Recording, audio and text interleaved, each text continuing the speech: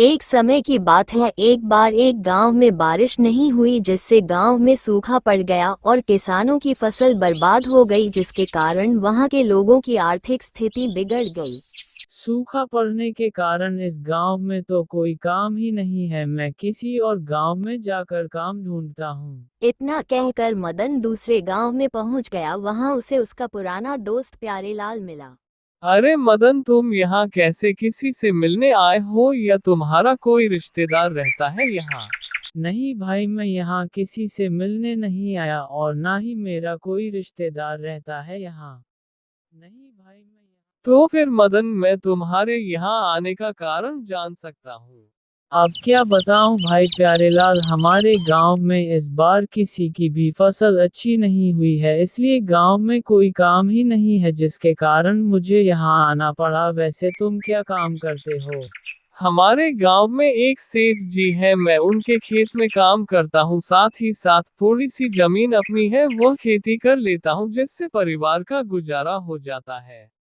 अच्छा भाई, यदि आपके सेठ जी के पास कोई काम हो तो मुझे भी नौकरी दिला दो। हाँ जरूर, चलो सेठ जी के पास चलते हैं। इतना कहकर नौकरी की तलाश में दोनों सेठ जी के पास चल दिए। राम राम सेठ जी। राम राम, कहो कैसे आना हुआ प्यारेलाल, और ये तुम्हारे साथ में कौन है? सेठ जी, यह मेरा दोस्त मदन है, काम की तलाश में पास के गांव से आया है। यदि आपके पास इसके लिए कोई काम हो तो आप इसी नौकरी पर रख लीजिए, आपकी बड़ी मेहरबानी होगी। हाँ जरूर, कल ही हमने कुछ और जमीन खरीदी है, तुम वहाँ काम कर सकते हो। हम तुम्हें 500 रुपये महीने का और 2 वक्त का खाना भी देंगे। हाँ जरूर। ठीक है सेठ जी, मुझे मंजूर है। बताइए कब से काम पर आना है? अच्छा ठीक है, तुम कल से ही काम पर आ जाओ। लो भाई, तुम्हें नौकरी तो मिल गई, अब चलो घर चलते हैं। प्यारेलाल मदन को अपने घर ले गया और वहां उसको भोजन कराया। मदन, तुम्हें नौकरी तो मिल गई, लेकिन तुम अब रहोगे कहाँ? हाँ भाई, मैं भी यही सोच रहा हूँ कि रहूंगा कहाँ। अरे तुम चिंता मत करो, हमारा एक छोटा सा कमरा खाली है, तुम जब तक इस गांव में हो वहां रह सकते हो। प्यारेलाल, तुम मेरे लिए इतना कर रहे हो, तुम्हारा बहुत बहुत धन्यवाद। अरे मदन, तुम कैसी बात कर रहे हो? तुम मेरे दोस्त हो, मैं तुम्हारे लिए इतना तो कर ही सकता हूँ। अब मदन खूब मेहनत और लगन से सेठ जी की जमीन पर काम करने लगा। मदन को काम करते करते अब 1 साल बीत गया। मदन, हम तुम्हारे काम से बहुत खुश हैं। तुम्हारी लगन और मेहनत से और खेतों से ज़्यादा इस खेती की फसल बहुत अच्छी है, इसलिए अब मैं तुम्हें 600 रुपये महीना दिया करूँगा, और तुम्हें किसी और चीज़ की ज़रूरत हो तो तुम हमें बता सकते हो। नहीं सेठ जी, आप इतना कह रहे हैं और बिना कहे ही आपने इतना कर दिया, यही बहुत है। आपका बहुत बहुत धन्यवाद। मदन को सेठ जी के खेतों में काम करते करते काफी समय बीत गया। मदन के पास कुछ धन जमा हो गया। मेरे पास 5,000 रुपये हो गए हैं, इनको यहाँ रखना सुरक्षित नहीं। मैं तो पूरा दिन बाहर रहता हूँ, किसी ने चोरी कर ली तो अनर्थ हो जाएगा। अपना धन कहाँ रखूँ जिससे ये सुरक्षित रहे? इतने में वहां प्यारेलाल आ जाता है। और भाई मदन, क्या कर रहे हो? काम कैसा चल रहा है तुम्हारा? प्यारे लाल, मेरे पास 5,000 रुपये जमा हो गए हैं, मैं इन्हें कहाँ रखूँ जिससे ये सुरक्षित रहे? मैं पूरा दिन बाहर रहता हूँ तो चोरी होने का डर रहता है।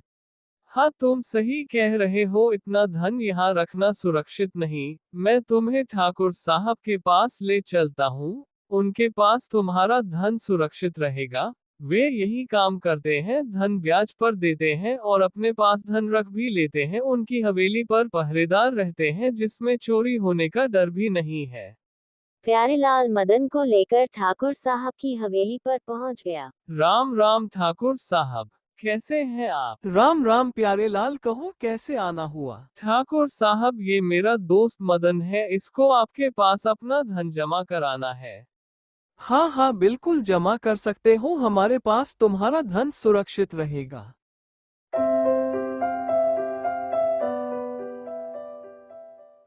ये लीजिए, गिन लीजिए, पूरे 5,000 है। ये ली। अरे गिनने की कोई जरूरत ही नहीं है जब प्यारेलाल कह रहा है कि वह तुम्हारा दोस्त है और हमें प्यारेलाल की ईमानदारी पर पूरा भरोसा है। अच्छा ठाकुर साहब, अब हम चलते हैं, आपका बहुत बहुत धन्यवाद। ठाकुर साहब के पास धन जमा करके दोनों वहां से चले गए। धन्यवाद प्यारेलाल, तुम्हारी वजह से बहुत बड़ा बोझ हल्का हो गया है। अब मैं निश्चित होकर अपना काम कर सकूंगा। मदन रोज की तरह खेत पर जाता और खूब मेहनत से अपना काम करता।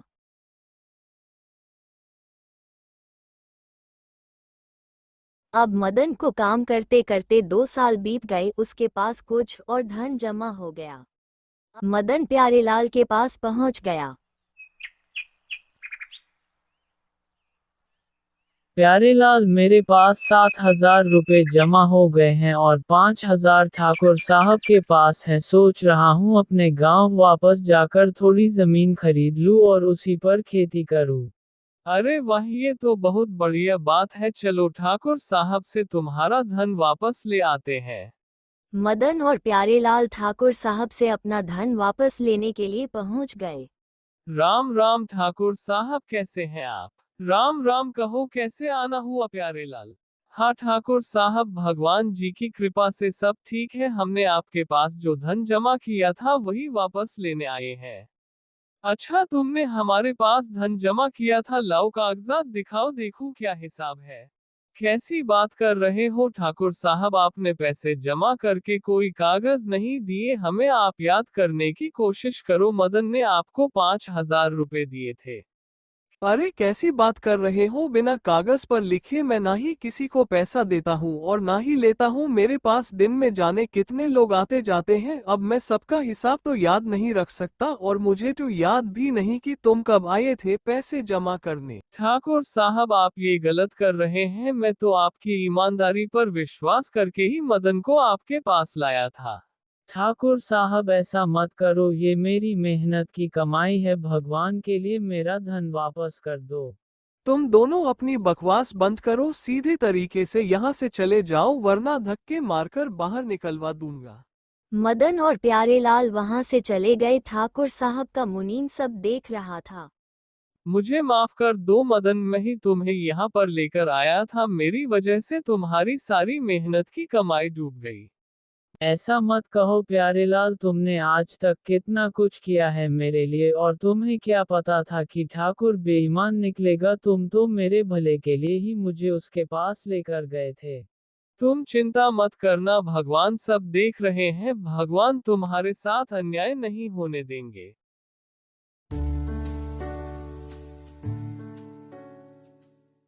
मालिक, अनर्थ हो गया। आपने जो पिछले महीने जमीन खरीदी की उसके कागज नकली है।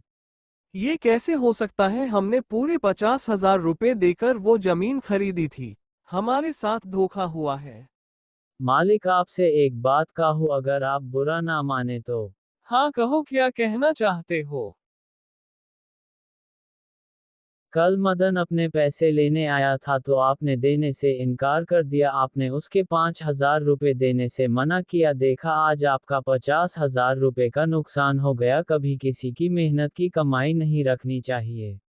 हाँ, तुम सही कह रहे हो। वो बेचारा कितने विश्वास के साथ मेरे पास अपना धन रख के गया था और मैंने उसके साथ क्या किया, प्यारेलाल का भी विश्वास तोड़ दिया मैंने। मुझे माफ कर दो मदन, मैंने तुम्हारे साथ बहुत गलत व्यवहार किया और तुम्हारा धन देने से भी मना कर दिया। और प्यारेलाल, तुम भी मुझे माफ कर दो। मुनीम जी, इनके पैसे दे दो। ठाकुर साहब, आपको अपनी गलती का एहसास हो गया, ये बहुत अच्छी बात है। अब आगे से किसी के साथ भी ऐसा मत करना। देखा मदन, मैंने कहा था ना कि भगवान जी सब ठीक कर देंगे। जब परिस्थिति अपने हाथ में ना हो तो सब ईश्वर पर छोड़ देना चाहिए। बोलो कृष्ण कन्हैया लाल की जय। मदन अपना धन लेकर खुशी खुशी अपने गांव वापस लौट गया।